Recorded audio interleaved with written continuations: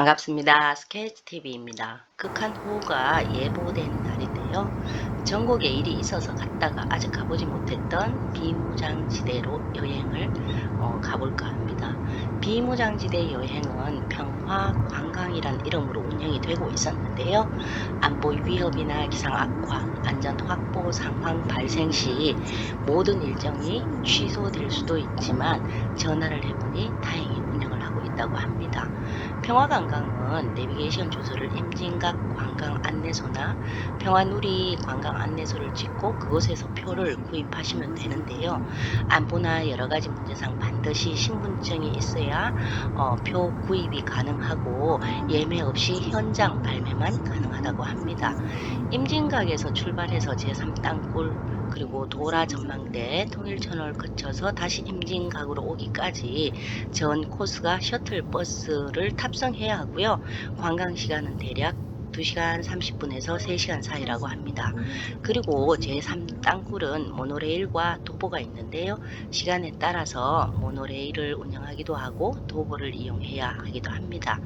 매주 월요일과 주중 공휴일 그리고 설, 추석은 휴무이기 때문에 날짜를 잘 맞춰야 하기도 하고요.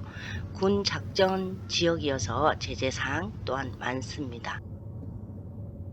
여기서 도착 순서대로 신분증을 지참하여 표를 구입한 후 셔틀 버스를 타면 되는데요. 저희들이 도착한 시각이 11시 경이었는데 셔틀 버스 탑승 시간이 오후 1시여서 먼저 곤돌라를 이용하여 민통선 내부를 구경할 수 있다고 해서 출발했습니다. 비가 와서 시야가 무척 흐립니다.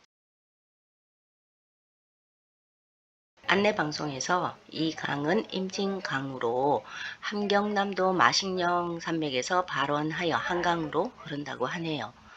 평소엔 손님들이 많아 곤돌라를 기다리는 시간만 해도 꽤 걸린다고 하지만 날이 좋지 않아서인지 크게 기다리는 시간 없이 바로 탑승이 가능했습니다.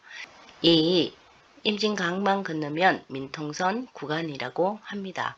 총 850m의 거리를 사이에 두고 더는 사람들이 살 수 없다니 우리의 역사가 참 안타깝습니다. 하루라도 빨리 통일을 기원하며 강을 건넙니다. 곤돌라에서 내리니 다행히 빗줄기가 조금 약해졌고요. 한가족으로 보이는 분들이 내려오고 저희들은 전망대를 향해 걷습니다. 철조망을 따라 곳곳에 일정한 간격으로 지뢰 위험 표시가 있어서 민통선 지역임을 실감합니다. 꽤 긴 세월 임진각을 멀리서 눈으로만 바라봐야 했던 시절이 있었는데 이젠 이렇게 강 건너를 올 수 있다는 것에 감사한 마음이 듭니다. 약간 가파른 언덕이 있기는 해도 곤돌라에서 내려 5분 내외만 걸으면 되니 한 번씩 와 보는 것도 좋을 것 같습니다. 드디어 임진강 평화 전망대에 도착했습니다.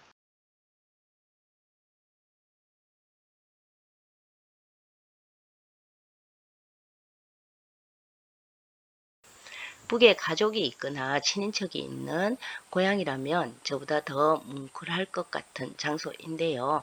앞에 보이는 평화정을 건너면 파란 다리가 보이는데 이 도보 다리는 4.27 남북 정상회담 당시 문재인 대통령과 김정은 위원장이 친교를 겸한 산책을 한 곳을 재현해서 만들어 두었다고 해요. 도보다리를 건너 전망대에 들어서면 자유의 다리와 도깨 다리를 볼 수 있다는데 오늘은 비가 와서 아무것도 보이지 않을 것 같습니다. 나이 드신 몇 분이 강 너머 북녘땅을 하염없이 바라보고 계셨습니다. 이야기를 나누는 것으로 봐선 고향이 민통선 저 너머에 있는 것 같아 덩달아 저도 짠해졌고요. 저분들은 얼마나 가보고 싶으실까? 지구상에서 유일하게 분단된 나라에서 살고 있는 우리들의 소망도 그러할 거라고 생각이 듭니다. 6.25 때 파괴되었다가 1953년 휴전협정 이후 교환포로들을 통과시키기 위해 임시로 가설된 교량이 바로 자유의 다리라고 하죠. 다행히 2000년 새해에 원래 자유의 다리 옆에 새로운 자유의 다리를 조성하여 일반인의 체험이 가능한데 저도 10여 년 전쯤에 와본 기억이 납니다. 이 평화등대는 민통선 지역을 평화의 땅으로 만들기 위한 기념물로 임진강과 민통선 지역을 내려다보고 있습니다. 평화정 옆에는 녹선 조형물이 있는데요. 비행금지 구역을 알리는 월경 방지 표지판이라고 하네요. 이 표지판은 하늘을 나는 항공기가 식별을 할 수 있도록 만들어 사용한 것을 전망대 조성 중에 발견을 했다고 합니다. 평화 전망대에서 내려와서 시간 맞춰 셔틀 버스에 오릅니다. 앞으로 몇 시간 동안 함께 할 일행들은 대부분 외국인들이었고요. 그래서인지 안내방송도 한국어, 영어, 일본어, 중국어가 동시에 나옵니다. 셔틀버스의 첫 목적지는 통일대교를 지나야 하는 제3땅굴인데요. 저도 어렴풋이 땅굴을 발견했다는 뉴스를 본 기억이 나는데 북에서 뚫은 땅굴 중 서울과 가장 가까워서 충격이 상당했던 것 같습니다. 1978년 서울까지의 거리가 불과 52km밖에 안 되는 지점에서 발견되었습니다. 파주에 위치한 이 땅굴은 길이 1635m, 폭 2m, 높이 2m이며 이는 북한의 완전 무장한 병력 3만 명이 1시간 이내에 이동할 수 있는 규모입니다.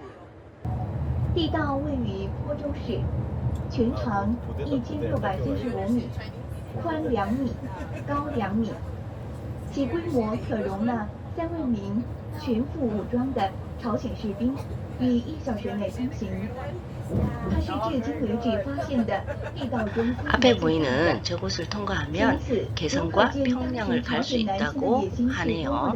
하지만 저곳은 현재 민간인들은 가지는 못하고 군인들이 지키고 있습니다. 예전에 정주영 회장이 소대를 몰고 가는 생방송을 본 기억도 있고 행사가 있을 때 간간히 본 탓인지 전혀 낯설지는 않습니다. 幅2メートル、高さ2メートルで北朝鮮の武装した兵士3万人が 제3땅굴을 가는 동안 군인들이 신분증 검사와 함께 삼엄한 경계를 했고요. 실탄이 든 총을 들고 나라를 지키고 있는 군인들을 보고 있자니 감사한 마음부터 들었습니다. 군인들 덕분에 큰 걱정 없이 살아간다는 생각에 새삼 안보의 중요성이 느껴지더라고요. 언젠가는 이 거리도 군대 없이 일반인들로 북적이었으면 좋겠습니다. 제3땅굴로 가는 길이 무척 아름다웠는데요. 곳곳에 지뢰가 묻혀 있을 거란 두려움이 들기는 하지만 흔히 보아오던 우리나라 풍경입니다.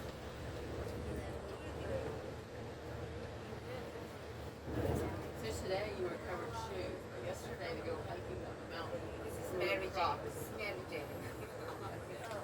I know where this is. It's all right. 도착했습니다.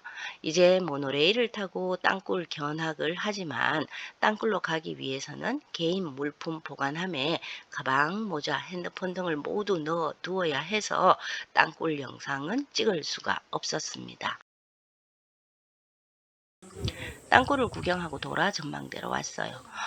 날씨만 좋다면 비무장지대와 개성 시내가 보인다는데 역시 날이 흐려서 아무것도 볼 수가 없어서 아쉬웠습니다.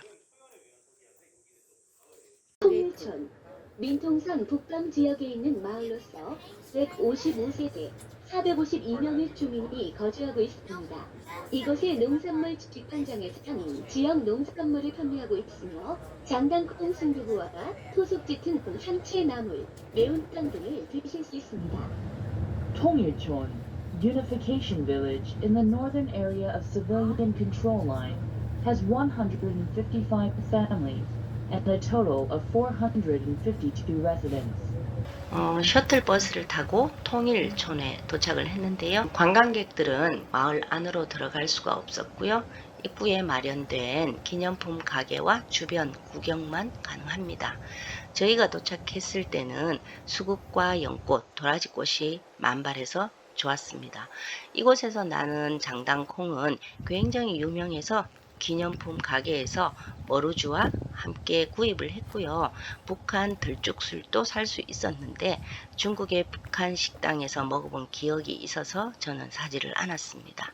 비가 그쳤다 내리기를 반복하는데요. 새벽에 내린 비로 도라지밭에 물이 잠겨 있더라고요.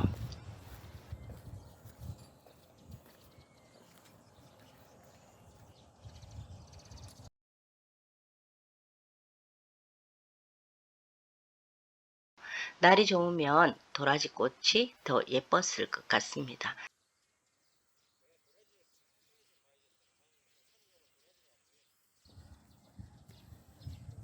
이렇게 갑자기 결정한 평화 관광이 끝나고 다시 전곡으로 돌아옵니다. 날씨가 좋았다면 더 많은 것들을 볼 수 있었겠지만 그래도 어렵지 않게 평화 관광을 마칠 수 있었던 것으로 위안을 삼습니다. 이렇게 도로도 한산해서 밀리지 않았고요. 빗물에 불어난 한탄강의 모습입니다. 임진강과 합류해서 한강으로 흘러가겠죠. 날마다 보는 한강이지만 앞으로는 더 새로운 느낌으로 다가올 것 같습니다. 감사합니다. 스케치TV였습니다.